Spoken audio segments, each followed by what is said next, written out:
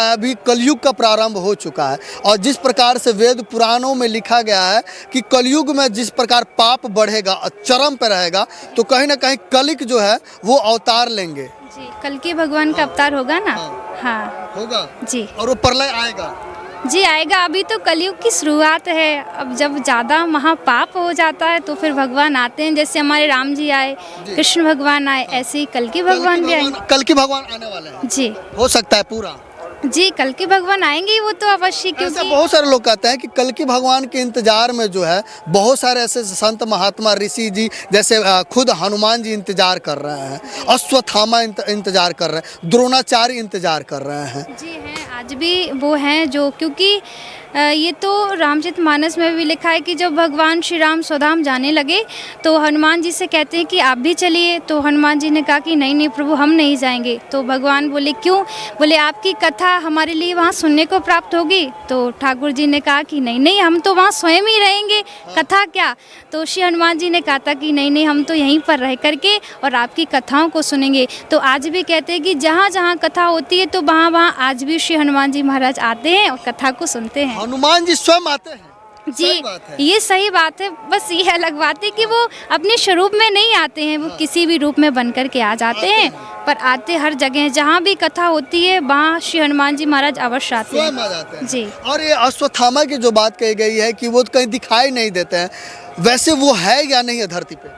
जी अश्वत्थामा के बारे में जहाँ तक मैंने सुना है कि हैं, और वृंदावन में कोई एक वन है, वहाँ आज भी लोगों को दर्शन होते हैं। जैसे कोई मन से और जब परिक्रमा लगाता है, मुझे ध्यान नहीं है, वहाँ आज भी अश्वत्थामा जी के दर्शन होते हैं। कई संतों को हुए भी हैं अश्वत्थामा जी। मान लीजिए इस कलयुग में हनुमान जी को प्रसन्न करना हो तो क्या करना पड़ेगा? जी हाँ। आजकल ज़्यादातर लोग हनुमान जी के बहुत ज़्यादा पूजा कराते हैं, हनुमान चालीसा करते हैं, आराधना कराते हैं, भक्ति ज़्यादा होती है।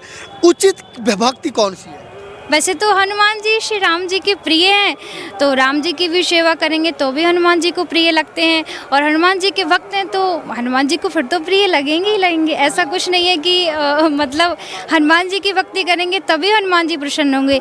हम राम जी की भी भक्ति करते हैं तो भी श्री हनुमान जी महाराज बहुत ज़्यादा ही प्रसन्न होते हैं, क्योंकि वो इतना खुद से प्रसन्न नहीं होंगे, इतना उनके जो इष्ट है श्री राम जी हैं उनसे प्रसन्न होते हैं। इसलिए कनक प्रिया जी कोई चमत्कार दिखाती हैं या सिर्फ नहीं नहीं नहीं नहीं नहीं, हम तो भगवान के भक्त हैं और हम तो भैया सनातन के हैं, सनातन धर्म में, और ये चमत्कार दिखाना तो कुछ है नहीं। हम तो भगवान की सेवा करते हैं, राधा रानी की सेवा करते हैं, यही हमारा काम है और कुछ नहीं। जी बहुत सारे भक्त जो है आपके वीडियो के माध्यम से आपको देख रहे हैं, क्या कहना चाहिए संदेश के माध्यम में? क्या?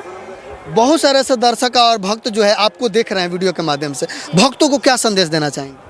जी हम तो यही कहते हैं कि जिस प्रकार से हमारे माता पिता ने इस व्यासपीठ पर बैठने योग्य बनाया है, तो आप भी अपने बच्चों को बचपन से ही संस्कार दीजिए। जो गलत चीज़ों को दिखाते हैं, जैसे माता पिता भी, क्योंकि आजकल के जो छोटे छोटे बच्चे होते हैं उनके लिए यदि वो रोएं तो माता पिता फ़ोन दे देते, मोबाइल दे देते जी हैं। हाँ, सही तो बात है। उनसे कहना है कि यदि मोबाइल भी दो तो मोबाइलों में ऐसी चीज़ें बताओ जिससे उनके बच्चों पर गलत असर ना पड़े। अच्छी अच्छी चीज़ें दिखाओ, जैसे ठाकुर जी की, भगवान की लीलाएँ हैं, और यदि वो गाने सुने तो